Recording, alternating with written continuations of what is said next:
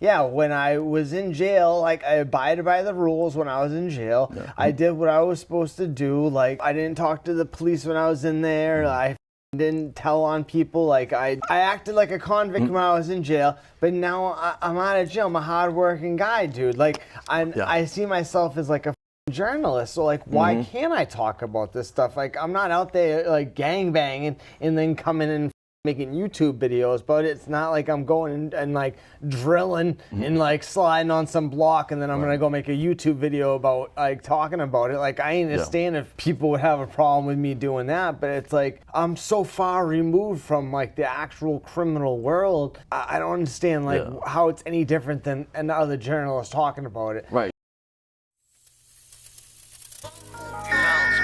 Ain't got a moment when they see you down, there's no they love it. Hey everybody, welcome to the Bounce Back Podcast. I'm your host, B. Luke. I got a couple special guests with me today. They might look familiar to you. I got my guy, Kev. If you've seen the podcast, he was on it before on the Bounce Back. Make sure you check that out. Also, if you know anything about Massachusetts content, Massachusetts YouTube, New England, and all of that, I'm sure you recognize my guy, Jason Trimmins, with me today. So thanks for coming, guys. Thanks for having us. Appreciate it, man. Thanks for giving us the call, bro. All right, so for the people who may not have tuned in to the first episode, Kev, why don't you just give them a brief introduction, tell them your name, where you're from, and a little bit about yourself, man. Yeah, my name's Kev. I'm from Lynn. Yeah, I mean, we did Bounce Back, I think, last summer. Something like that. Time been flying. And yeah, we definitely had a lot of growth, a lot of things happening since then, so was excited when, you know, you hit me up to come back because it's been a grind, man. It's been up and down, but it's, you know, I'm glad we're here. We're Absolutely. Definitely doing it. So just kind of refresh everybody too. How long have you been out of prison? Now about, I think I'm going on 6 years. 6 years. This year. That's dope. Congratulations. Thank you. Congratulations. Appreciate that. Jason, why don't you tell the people, you know, a little bit about yourself and obviously about the YouTube channel, man. I'm sure most of the people that watch me, they must watch Jason, but if not, man, why don't you break that down? Also talk a little bit like about what we're doing too, right? Absolutely. Yeah, so yeah, my name's Jason Trimmins. My YouTube channel is the same name, just my name, Jason Trimmins. So I grew up in the Cape Ann area, like I say Cape Ann because like Rockport and Gloucester are an island, and I grew up in Rockport till I was probably about 17, and then I started living in Gloucester pretty much primarily. But it's like, it's, you know, it's an island to you. You got the ocean surrounds it by 3 sides, and there's a river on the 4th side. So, but Rockport's like a small town. So I grew up in like kind of like almost like a country kind of atmosphere, you know, like a lot of woods, you know, dead end street. There was a gravel pit at the end of the street. We, you know, we used to go skating and playing hockey after school and stuff like that. Pretty, you know, laid back, chilled, you know, normal childhood, nothing too crazy. So, yeah, so grew up in Cape Ann, and so. What about, just want to get like your family situation, man. Did you have any brothers and sisters? You were only child? Did you have both parents growing up? I have a half brother. Like my mother was married beforehand, so she met my father working at the Aston Gilbert Hospital in Gloucester. She was a nurse. My dad was a respiratory therapist. My dad's from Lynn. So they got married. So I got like my half brother Adam, 10 years older than me. So I kind of was like almost like an only child because he was a lot older, but you know, it wasn't really like a very loving marriage. It wasn't like a very loving home. Like wasn't like a lot of warmth and stuff like that. There was a lot of alcoholism, but it was, they went to work every day, they paid their bills. Like I never went without anything. Like I had everything I needed. It was just like basically like you come home from work, you drink, holidays, you know, get-togethers, anything that was like a social event. Alcohol was the centerpiece of it all. So that was basically the basis of my parents' relationship too. They were like kind of drinking buddies, but there was never any drugs. I was kind of like the first person to introduce that into like the family dynamic was So why don't you talk about the YouTube channel, man? Like how long you been doing it? What made you decide to start the YouTube channel? what the content's about and the evolution of it and what you guys got going on now. So I started the YouTube channel probably getting close to 2 years ago now.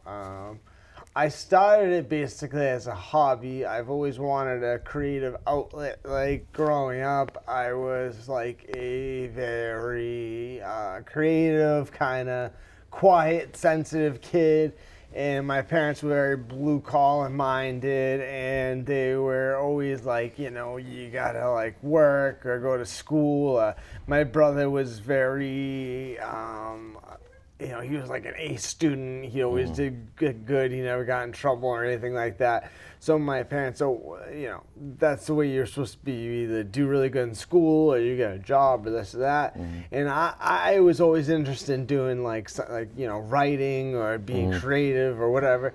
So it started as a hobby. I had like kind of going through a tough time in my life. Like my older daughter and mom were staying with me, and they ended up moving out. And it wasn't supposed to be like a permanent thing. It was supposed to be temporary, but they ended up staying like longer than intended. And when they moved out, I was pretty bummed out. So like I had this laptop. So like backtrack a little bit. Like I had gone to Best Buy, I bought a GoPro, a laptop, all this stuff, and I was gonna start a YouTube channel about clamming. And like, you know, people are like, well, it would be pretty boring, whatever. So like, I was gonna do that, but I couldn't get the GoPro to export. Like the stuff I was filming from the clamming stuff, it wouldn't export onto the laptop. So the shit was all just sitting in my lap and in my closet, not being used. So like my daughter and her mom like moved into their new apartment. I was like very depressed and stuff, and I was like, hey, I got this stuff in my closet. So I took it out. I started using it. The first few videos were like really like basic, like kind of like silly, like almost like if I look back at it now, it's like cringe. It's like me like saying, you know, top 10 like Sopranos characters, top 10 like WWF wrestlers from the 1980s, top 10 1990s like rap albums, you know, silly stuff like that. So. And then it progressed into me being like, maybe I should like talk about like New England mobsters or stuff like that, because like there's nothing really on YouTube about that stuff. So like I started standing in front of the camera talking about that, and like all of a sudden I got like 100 views, and I was like, oh, people like that kind of stuff. But then I thought maybe if I put a picture of the person instead of me standing in front of the camera talking about it, more people like it. So I did that, and then all of a sudden it went from like 100 people to like 1,000 people. Like, oh, okay, like people actually, that was a good idea. People like that. So I kind of like kept going with that. I was listening to like what the comments were, like getting that feedback, like you should do this, you should do that. Like I was always taking the constructive criticism. So it kind of just like turned into this thing, like where like there was this void in YouTube where nobody was doing this kind of stuff, and I started doing it, and like it very like within 3 months it like turned into like I had a monetized YouTube channel. Nice. I made a video about the 1990s mafia war in Boston, and I struck a nerve with several people. Like I had to like make some apology videos, but it also like brought my subscriber count over 1,000. You know, and like I was able to become monetized, and then it got like 25,000 views like in a day. So it kind of like blew my mind, because I was like, holy crap, man! Like I was just doing this as a hobby, and now like people are really digging this. And then like people are like, wow, man, you know, you should do a video about this, you should do a video about that, like, you know. And of course I got flack from some people being like, you know, why are you talking about this, you know, you're not supposed to talk about stuff. And like it's like, if it's kind of common knowledge and it's like, you know, out there on the internet, and it's like like it's in the newspapers, right? Why and can't magazines? Like, why can't I talk about it? I'm not like. It's a tough line to toe, bro. It seems like. Well, the way I look at it is like, I'm not like a gangster or anything. Like Yeah, I went to jail when I was a kid. Like, we really didn't talk about that because Yeah, we were not gonna go that. like I didn't want to go like tell my whole life story when you were asking about like I just was like I grew up in Cape Ann. Yeah, stuff, no but doubt. like I went to jail, but it was more just because like I'm a drug addict. Like, you know what I mean, and like I've struggled with it basically my whole life. But like I'm not a gangster, like a criminal or anything like that. Like really, like, you know, if anything, I'm like a citizen. So like I don't see it as like people like, oh, you know, you're not allowed to talk about this kind of stuff and blah blah blah. And it's like, Do people try to like insinuate like you're almost snitching, even yeah, though it's public exactly. information? People like will be like, you're dry snitching, or you're breaking the code, or you know you're not supposed to talk about this and stuff. And it's like, but I'm not really from that world, bro. Like I'm a hard-working, honest dude. Like I might have been to jail in the past, and like yeah, when I was in jail, like I abided by the rules when I was in jail. Yeah. I did what I was supposed to do. Like I didn't fucking talk to I didn't talk to the police when I was in there. I didn't tell on people. Like I acted like a convict when I was in jail, but now I'm out of jail. I'm a hard-working guy, dude. Like I see myself as like a journalist, so like why can't I talk about this stuff? Like I'm not out there like gang banging and then coming and making YouTube videos, but it's not like I'm going and like drilling and like sliding on some block and then I'm gonna go make a YouTube video about like talking about it. Like I understand if people would have a problem with me doing that, but it's like I'm so far removed from like the actual criminal world. I don't understand like how it's any different than another journalist talking about it. Right. Yeah. Plus, it's like you're not solving it for them. You're just kind of reporting on the information that's already out there in a different way, in a non-mainstream, independent way. Exactly. At least in my opinion. You know what I mean? Thank you. Yeah, I appreciate you saying that because like I try to like give the information in the most like unbiased way so people at home can make their own decisions for themselves. You know what I mean? I'm not trying to paint anybody in any type of light. I'm not saying like this guy's a bad guy, this guy's a criminal, this guy's this or that. You know, I do have, there's certain people like I personally don't like, and I try my best, and I've gotten better since I started. When I was first getting going, maybe I used to like be like, if I personally didn't like somebody, I would say stuff, but I'm trying to get better at that. Like certain people like Whitey and other people like, you know, I try my best, but like, I try to be unbiased as much as possible, dude. I try to just give like the facts to the people at home and say, hey, this is the story. You guys make your minds up for yourselves. You know what I mean? Like I feel like that's what a journalist is supposed to do. Absolutely. And I feel like I thought it was like a scam or something. Yeah. A person said my father took a picture that was used in the video, dude. And literally, when you Google Orchard Park projects, it's like one of the first pictures that pops up. It's been shared in multiple. It's on Dirty Old Boston, like the Facebook group, dude. Yeah. It's been shared. Wow. It's like a very common picture, dude. Wow. You know what I mean? So like they like because they gave me an option to contact them to ask them if they would like remove their claim, and I did that, but they didn't remove it. So it was a person. It was a person. It wasn't just YouTube that did that. Yeah, it was a person that made a personal claim.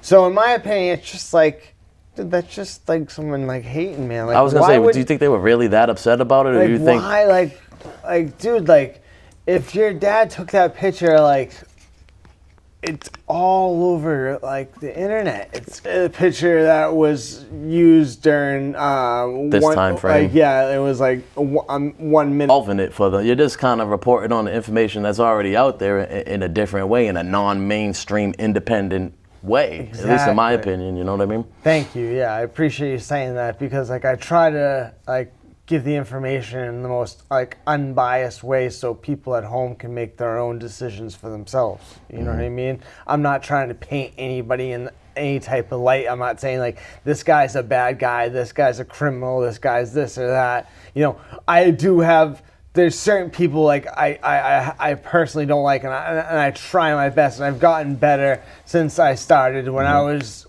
first getting going, maybe I used to like be like, if I personally didn't like somebody, I would say stuff, but I'm trying to get better at that. Like certain people like Whitey and other people like, you know, I try my best, but like I try to be unbiased as much as possible, dude. I try to just give like the facts to the people at home and say, hey, this is the story. You guys make your minds up for yourselves. You know what I mean? Like I feel like that's what a journalist is supposed to do. Absolutely. And I feel like, we get a lot of, I'm sure, local people who watch, but it's good to kind of get like maybe a national audience that really doesn't know what's going on in Massachusetts or Boston in general. And some people, I've heard people say they didn't even know there was like black people in Boston, right? Because you get this mainstream Hollywood, Ben Affleck, you know what I mean, Matt Damon, the town type of, you get kind of one side, and then you hear about Whitey and all this stuff. I feel like on a national level, a lot of people really don't know what's going on over here, and I think that's what your channel does too, especially as many people as you're reaching, man.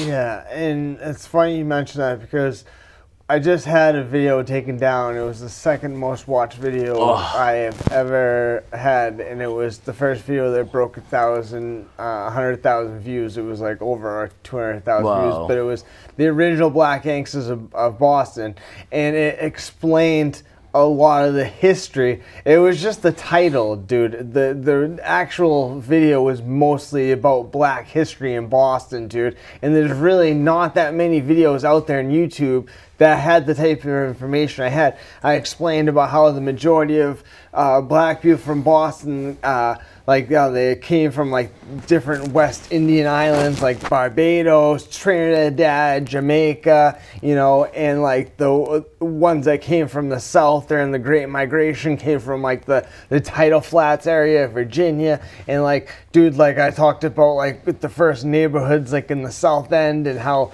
like that was like the heart of like the original Black Boston was like the South End and Lower Roxbury, and how it kind of expanded, and how Mattapan was like a Jewish neighborhood at first, and then like it ended up like switching over, and then it became like a black neighborhood. So like, dude, that's all history. You know what I mean? And because somebody, like, honestly, in my opinion, it was strictly the title. That's what it was. Because YouTube's pretty vague when they. No, they. You know what I mean? When they strike you or they take something down. What did they? I used a picture that. Oh, okay. 27 seconds, 1 minute and 28. So it was like, it was 1 second or so. Okay. Yeah. Did you have the option of cutting that out, or what, did you not want to? Well, basically, like work? I contacted that person, they never responded. So like, we've just been having so much stuff going on. Kevin was like, maybe we should just let it go for right now and like worry about it later. But like, I have a strike. Like, I was just gonna ask that. That's technically a strike. Yeah. It's not a community guideline strike. Like the strike I got before was a community guideline strike for the Charlestown Oxycontin bandit video. So that I think was a worse strike. So I didn't mess around with that. This one is just a copyright claim strike. So I see along the way too, you've made a lot of adjustments, a lot of learning curves and stuff, right? You started to adjust the language you use, right? You don't mention certain color affiliated people. You start to use different language. Was that something that you learned along the way, that maybe this, when I say this, the algorithm puts it down? I don't know if it's necessarily algorithm. It was more like after I got demonetized, I started being like kind of scared to just, YouTube doesn't give you any type of reference or anything about like what's okay to say and what's not okay to say, or what triggers them, or like when you can say something too like, matters. Like a picture of something, they don't give you any information, or so I just kind of go on the safer end, and I like I'm very like vanilla. I don't curse, like I don't say like, I just started saying like gang and mob and stuff again. I didn't say those words for like months, so dude, like I did a video a ways back. Some kid screwed me. Like I was supposed to make a video about something, and at the last minute, like I uploaded it, and 2 hours later he called me freaking out. So I wanted to have a video for my audience. So I made a quick video about like the best and worst detoxes in the state. And that's like a positive video. Like it could be helpful to somebody. Like if somebody is actually looking for, if somebody is like struggling with addiction and is looking to get into somewhere, that could have been a video that was actually helpful to them. Right. For whatever reason, YouTube demonetized that video. Wow. Why? And have you ever tried to? Because I don't know anybody who has ever tried to get like a person on the phone or to talk to on YouTube, or is it all just like email communication? Have you ever used like their chat thing that they have like on? No. So like on. I just hit review video sometimes for the monetization, and then it comes back. Oh, actually, we reviewed it, and it is monetized or it's not. But yeah, I have reviewed it too. But there's actually a thing like on your dashboard. If you go to like your YouTube creator studio on your dashboard, there's a thing called a chat. But that is the only way. And when I got is it an actual person or like? Cause sometimes you could tell it's like almost AI responses too. You know what I mean? I'm pretty sure it's a bot, dude. Because it's so frustrating. I've gotten into like almost like arguments before, and I'm like, dude, is this? I'm pretty sure this is a bot. And like, it took me like 4 months to get a back payment after they demonetized me. The demonetization was ridiculous, dude. They found in my favor within like minutes, but it took me like 4 months to get a back payment from them about it. Like it was just a nightmare. But I was like, I'm pretty sure like the people I was talking to on the chat were bots. And that's another thing. Is as soon as I was demonetized, like as I was no longer monetized, that chat function was gone.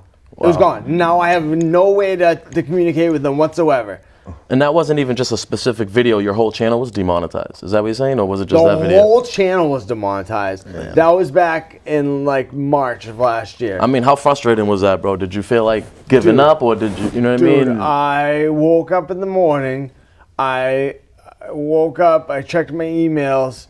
It said, your YouTube channel is no longer eligible for monetization, and like literally like the sweat started like just pouring off my whole body. Like I started profusely sweating. I said, this must be some sort of. So I went and I like put on my laptop and I started like looking at all my videos. And all like all the money signs, like the green money signs, were gone from all my videos. Damn. And I tried to get on the chat to ask them. The chat was disabled. Couldn't get any responses.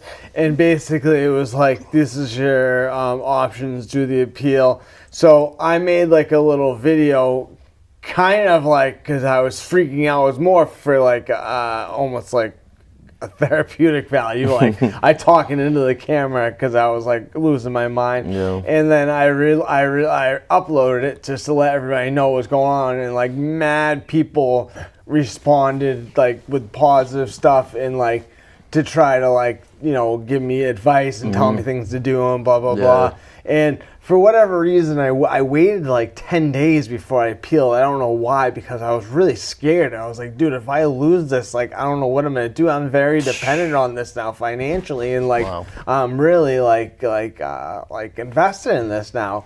So, but like, dude, I made my appeal video and they said, well, it was like 14 days or whatever, like that they say, we'll get back to you within 14 days. Yeah. Dude, it wasn't even like 20 minutes I got a response saying that they were found in my favor. That's what's up. It was like, dude, I still don't even know what the fuck they even demonetized. They never gave me an explanation. So you don't make the same mistake again, or whatever the case may be. Dude, I think I first saw you. Was the G Fredo video, right? So how do you? When did that come in, and how did you? Why'd you decide to want to do something like that as opposed to like the mob stuff you were doing? Well, the G Fredo video. That's like a tough video to watch now. I would love to do a video about the whole Cape Verdean situation in Boston, because like so many people outside of Massachusetts don't even know like what Cape Verdeans are and stuff like that. But I wanted to do that because I I was doing like the mob videos. I was doing like, you know, Winter Hill, all that stuff. Like, and there's a lot of really cool stories from that whole time period and genre. But there's also so many other stories in like Boston Underworld, and I think that's like the point I wanted to make. Like, I didn't want it to get to be just like, oh, I'm just like a mafia channel or a mob channel, or I'm not just making channels, I'm not just making videos or went to hell. And now it's like, I was a little worried because I'm like, okay, now I'm moving into kind of more modern times and I don't want to piss people off like talking about stuff that's kind of common. But this is like very unique to Boston and nobody talks about this. And it wasn't even so much the G Fredo. Like, I did want to talk about G Fredo because that was the thing. Okay. There was like about 6 or 7 videos made about G Fredo and like the HSM, Headshot Mafia, whatever they call themselves. There was like Trap Geek, like all these videos that were getting like upwards hundreds of thousands. One of the guys couldn't even that did the video on G Fredo and HSM couldn't even like pronounce Massachusetts correctly. You know what I mean? Yeah, he kept calling it like Massachusetts. It's so funny, man. I remember watching it and like, yeah, they couldn't say Cape Verdean or something. Yeah, I was like, oh my goodness, man. But HSM goes back a while too, because I remember I know they just started to blow up around right before COVID and everything. But I remember hearing them through a friend of mine who's like, he's Cape Verdean and he got a tattoo because one of his cousins was involved with that Deuce Banger. Rest in peace to Deuce Banger. But he actually, even back then, had like a song with Max B back in the day. So it was cool to see them start to blow up. It's just very unfortunate. It seems like when somebody from Boston starts to do well musically, down come these Ricos. You know what I mean? We got the Heath Street thing that just happened, Trotty, Y Jizzy, you know what I mean? Y Jizzle and all of that, man. It's just very unfortunate, man. How do you feel about all of that? I guess, I mean, either one of y'all could speak on that too. It's just like, the stuff with the Cape Verdeans, it's like, it's so like that stuff is so deep rooted, man. Yeah, like, a lot of history like there. There's like this is probably like the third, like I'm saying this stuff started in like 93 or 94 or something like that. So this is like the 3rd or 4th generation of this stuff. Like it, G Fredo and 791 Cal, those kids are real talented and they have like the ability, like they've shown, like G Fredo was like hitting the millions of views and stuff. He was doing real numbers, dude, you know? But it's like, I don't know, man. I don't know if they can let that stuff like go, to be honest with you, dude. Like you know what I mean? That stuff is so deep rooted from where they come from, you know what I mean? And like Heath Street, like Trotty Y Jizzle, man, like I don't know, man. That's like, it's disappointing to me, honestly, because like Troy Y Jizzle, dude, like 2 years ago, like, dude, the city was like his, bro. He was doing hundreds of thousands of views on the video. Like, shout out Dior, the producer from Hyde Park. He does a lot of work with him, and he's got like connections of guys in Philadelphia and stuff. And he does really good music. But like, I don't know, dude. Troy Y Jizzle, man, I feel like he could have been like that dude, like that really broke out. But it's like he can't leave the street stuff. It's so ingrained in these guys. It's like they can't let it go. It's like they feel like, oh man, I can't be an authentic rapper and like you know, move on and let this stuff go and just rap.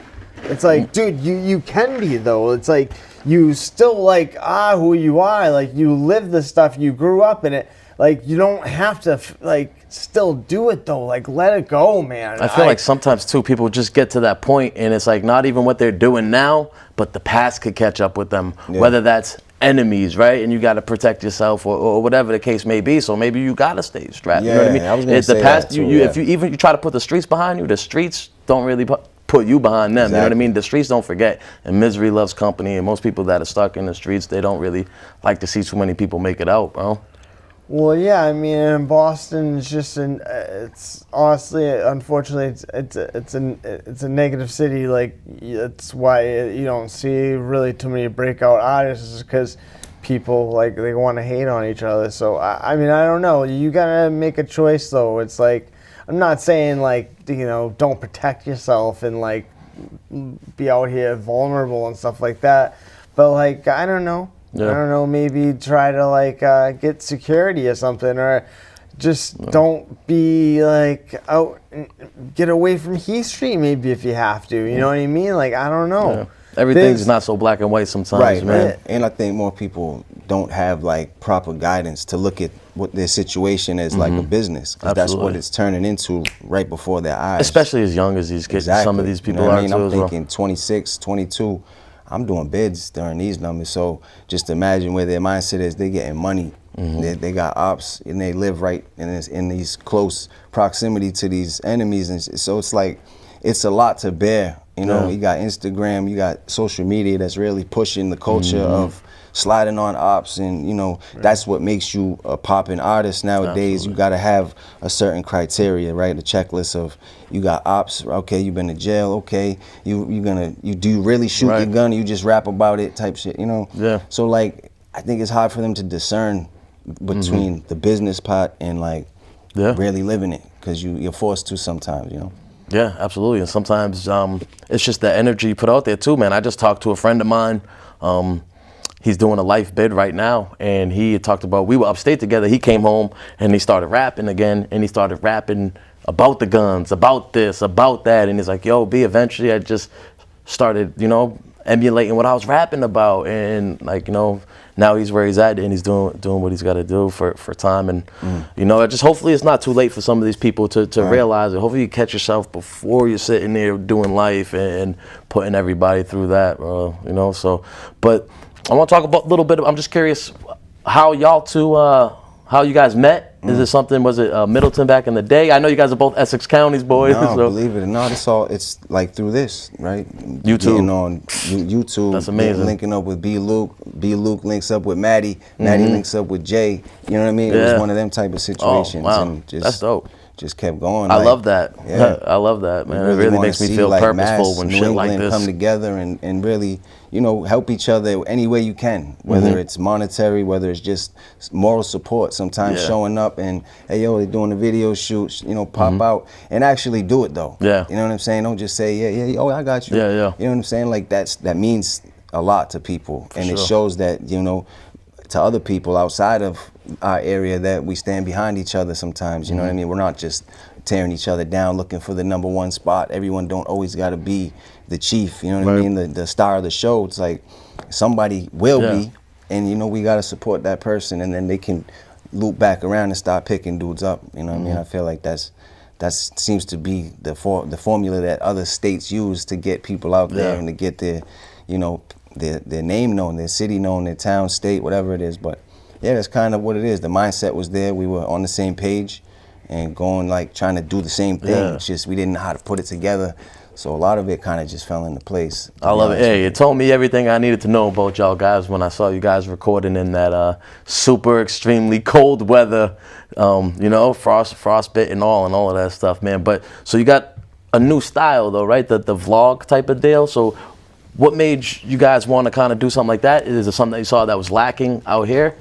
And talk about why you started that, and then, like, you got the 2 episodes out, right? You got the East Boston and the Gloucester, and talk a little bit about that and everything you got going on with that. What I was doing before, I feel like, was, working. People liked it, but there's only so much I can do from, like, my laptop in my bedroom. You know what I mean? I can show the pictures, I can show, like, stock videos that I from drone footage and stuff like that I can buy off these programs. But I feel like people really enjoy, like, like Tommy G and stuff like that, people who go places and actually show things and stuff like that. And there's nobody who really does it. Like Peter Santinello, Tommy G, like, they've come here and done, like, an episode or 2, but there's nobody from here that actually like does that kind of stuff. Yeah. So I kind of thought, like, hey, why not take, like, what I'm already doing, like talking about the different cities, like telling the stories, but like just like step it up a notch and like actually go there and film it, like so I can tell these stories and like do like my voiceovers and the pictures and stuff like that.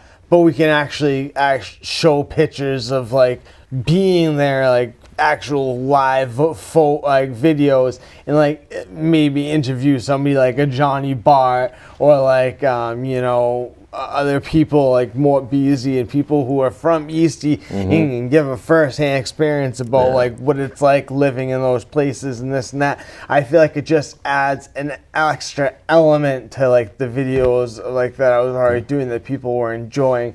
It just I don't know. I feel like it was something that was lacking, and it just increases like the quality of the videos that I was already doing. So it's like two different things. You know what I mean? I feel like as a viewer too, when you do that, like it's much more immersive. Like you're in the city, the sounds and all of that stuff as well. And then, I mean, probably even more so for the people who never even been out here. It's like you're in the city with the people, and I think it's great, and I'm looking forward to more episodes. You can't like you can't show that stuff like from a laptop, like in my, you know what I mean? Right. Like I can Google pictures and I can do this and I can, oh man, like I can get all excited and try to tell you, but there's really no substitute for actually being there on the street and showing it, you know, so. Absolutely. And I saw that, you behind the camera a little bit, so what was your role in all that, all bundled up, man? And what made you want to kind of,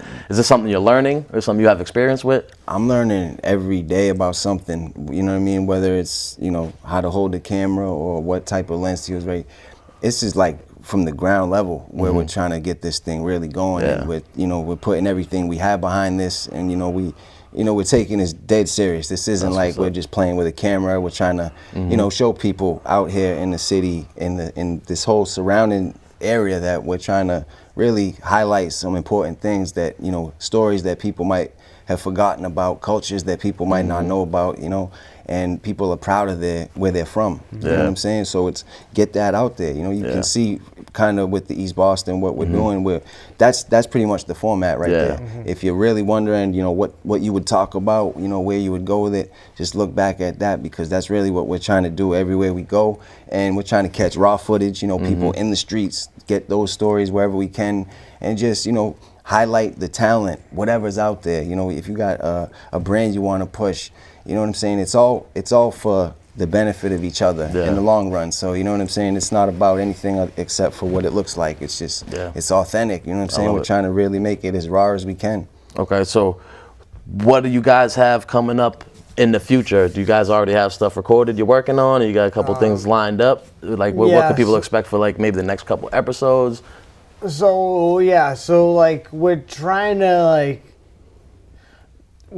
get like 3 different like generational perspectives. Like we're trying to like get, you know, somebody who was alive maybe 70s, 80s, 90s, maybe somebody who's, you know, my generation, like 40 years old, 30 years old, something like that, and then someone who is a new generation. And then maybe even throw in like a local artist, like a rapper or something like that, so somebody can like, because like a lot of people don't know about like local rap scenes around here, so like give that, you know what I mean? But basically, we're gonna try to, the next place we're gonna go to is Lowell. We're trying to like basically showcase, we're gonna start with Massachusetts, and then like New England, like it's just like the whole region is basically untapped. So like there's just like so many different places like that people have no idea like what it's like really like, and there's places that I've talked about in my channel and people are like, oh, you don't know what you're talking about, it's really not like that. So I was like, okay, like let's go there and like actually see for ourselves. Like, so Lowell, Brockton, Holyoke, Springfield, Lynn, you know, Lawrence, like these type of places. Absolutely. You know what I mean? And of course all the different neighborhoods in Boston.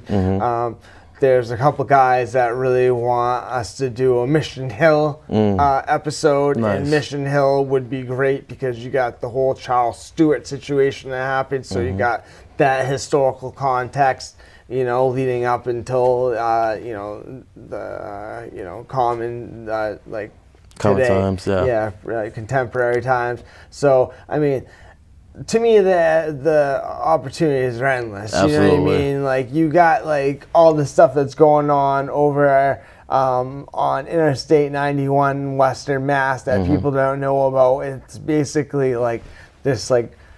Is that the Vermont thing? Yeah, it's like it's like Hartford, Holyoke, Yeah. Springfield, like all the. It's like become like a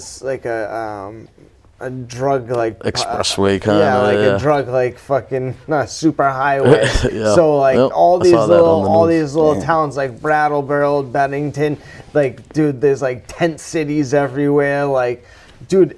This is Vermont. People don't like. Right. They don't think this stuff exists in Vermont, dude. Like, you know. Absolutely. So, you know, it's very interesting. I hope like we're not gonna try to do like exploitive stuff and just show like the bad. We want to show like the whole story. Like we were talking about earlier about not being like biased, about not trying to make up the people's minds for them at home. We want to just like show them the whole like.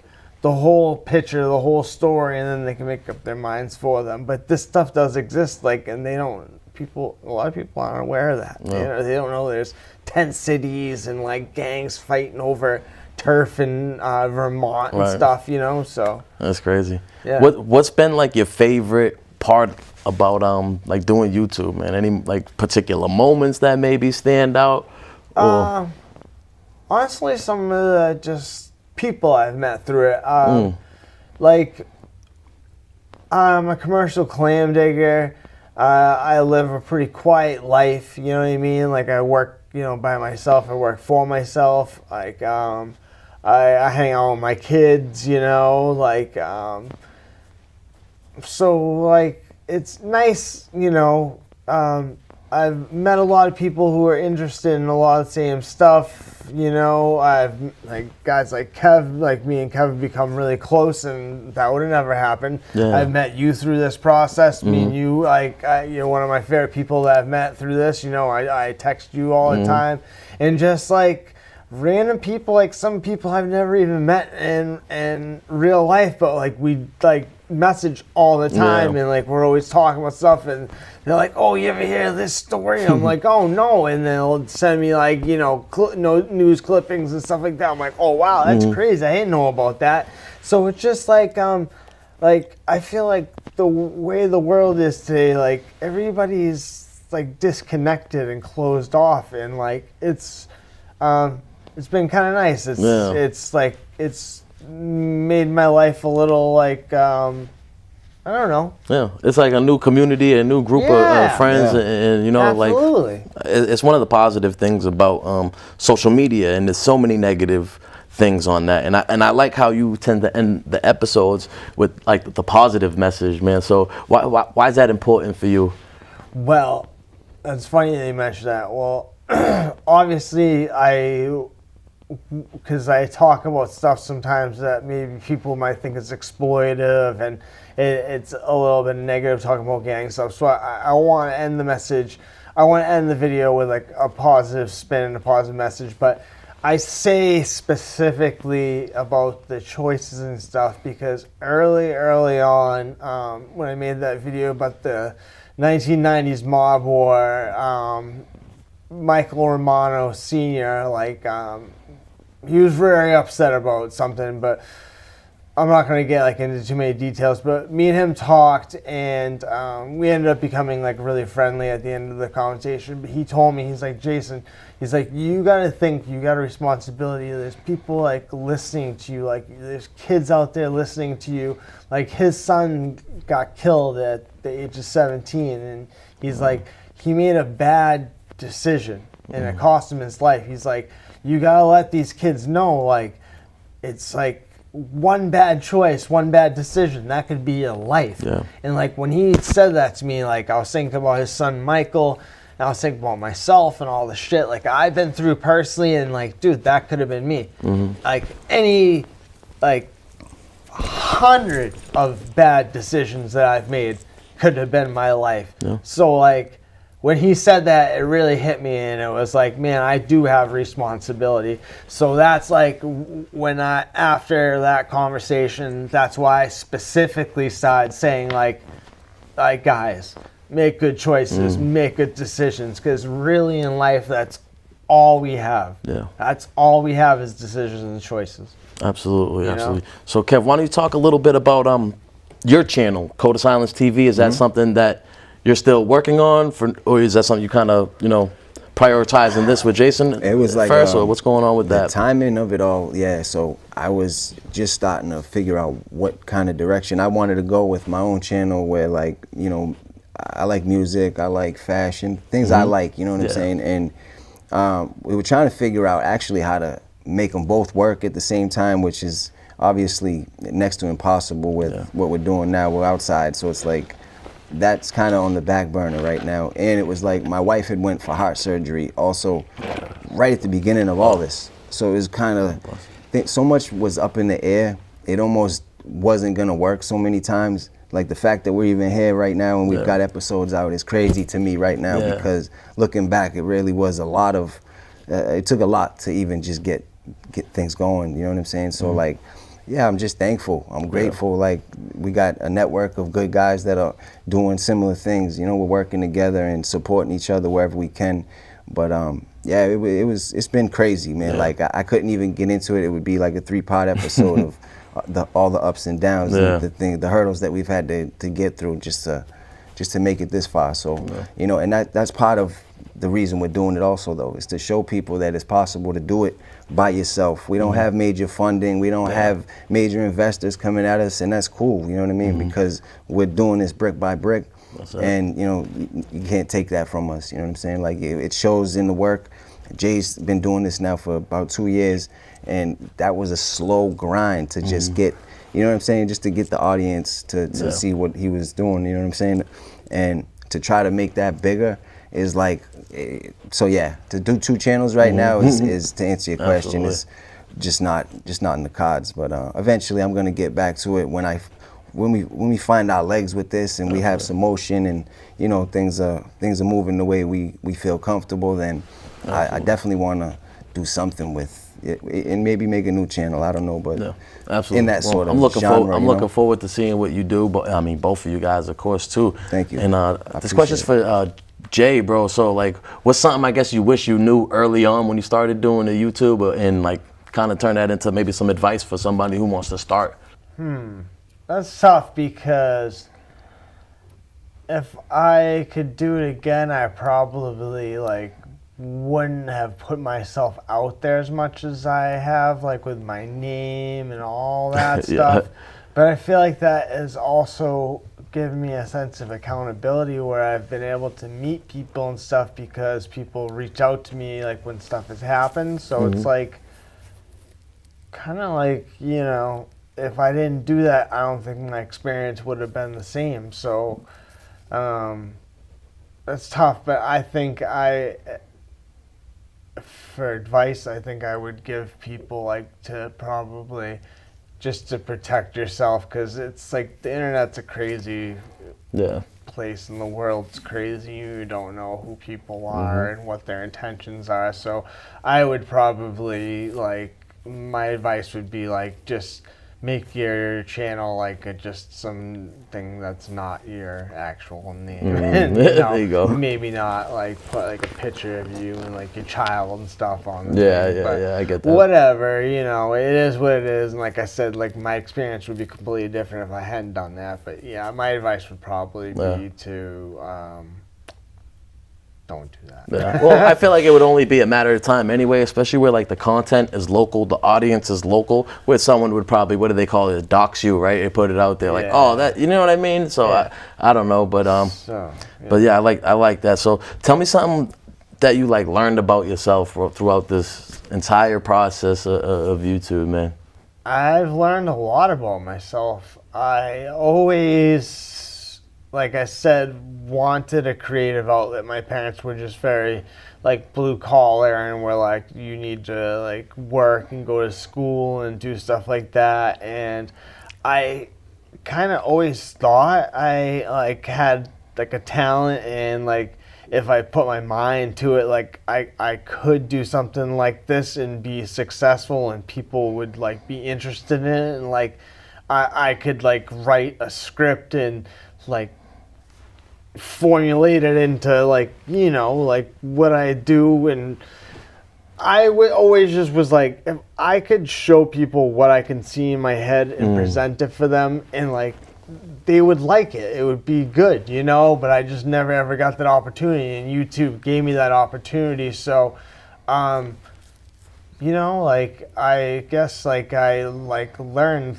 through this process that like I'm actually like good at stuff like that. Yeah. Like nobody ever gave me that positive encouragement growing up, and like I don't really have a lot of positive support like in my inner circle and people that are close to me, like family and stuff, that should be kind of like, you know, telling me like, oh man, you're good at this, you know, continue doing this. I don't really have that. So YouTube and like the viewers and, you know, people like Kevin and people like you and just other people that have been very supportive throughout the process, it's like helped me to believe in myself and be like, damn man, you know, I can do this if I put my mind to it. And I want to like use that as a like kind of like a role model, not to be like big-headed or anything. No, I'm not trying to be big-headed, but I want people to like look up and be like, damn dude, like if he can do it, I can do it. Like dude, I was like, bro, you gotta understand, like a couple years ago I was like like as down and out as you can be, man. Like I was like, I've been an addict like since I was a teenager, bro. Like in and out of programs. Like I went to jail when I was 18, like in and out of, you know, Middleton like a bunch of times, man. Like just a down and out junkie. Like nobody thought I'd ever be anything, man. And like you know, I'm turning that around, you know, I'm turning that narrative around. So and like YouTube has helped me do that.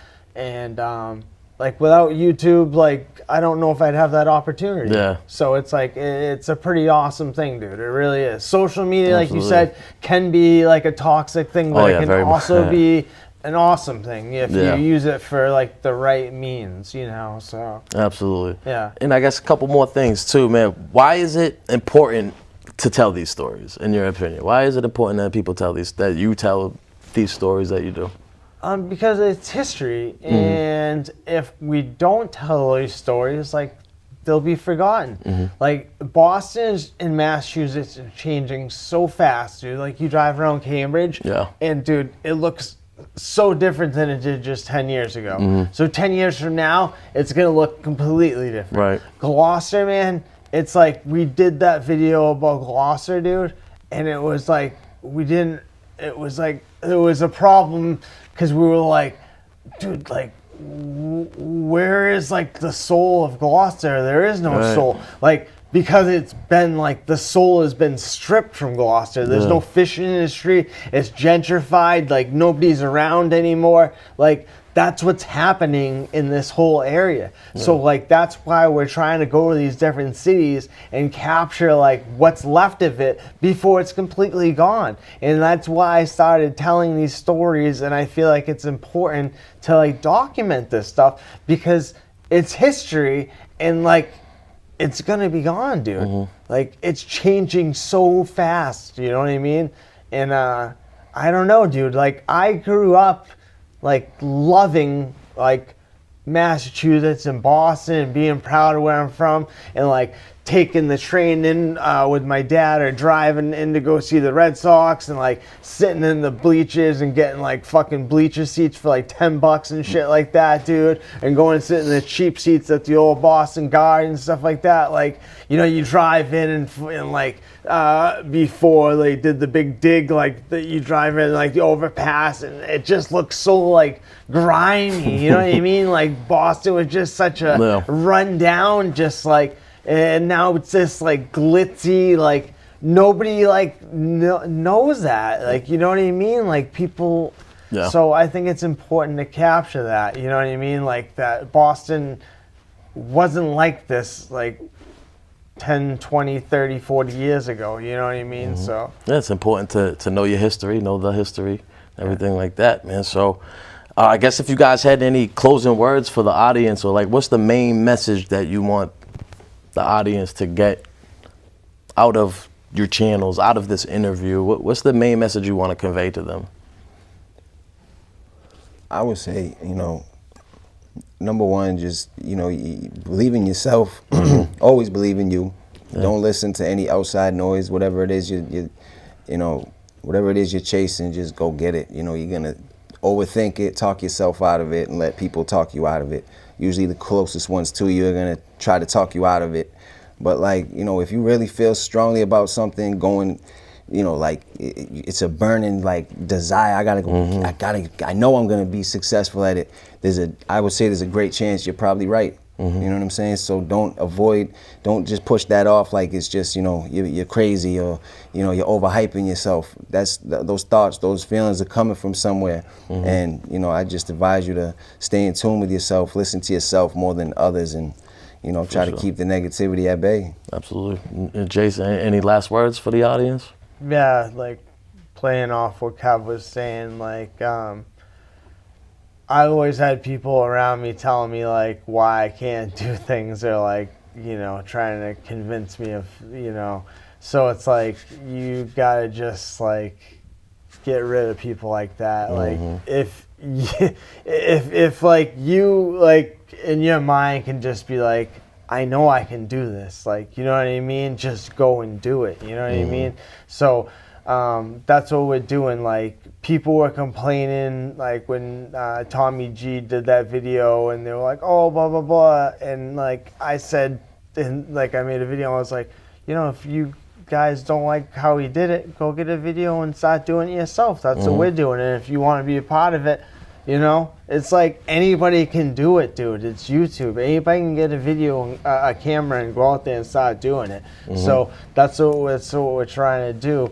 And like, I don't know. Appreciate that. Well, why don't you tell them, end it how you end it. Usually tell them to, you know, make good choices. Guys, say in every video, and I mean it. It's not like a cliche thing. Like I just explained, like why I said it. It has a real meaning. Like when I talked to Michael Romano Sr. So guys, make good decisions, good choices. It's all we have, guys. Take good care of yourselves, your family, your friends, your fellow human beings. Just try to have a nice day, guys.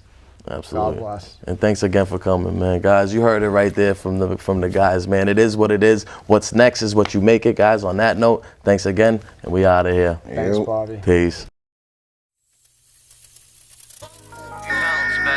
Got a moment when they see you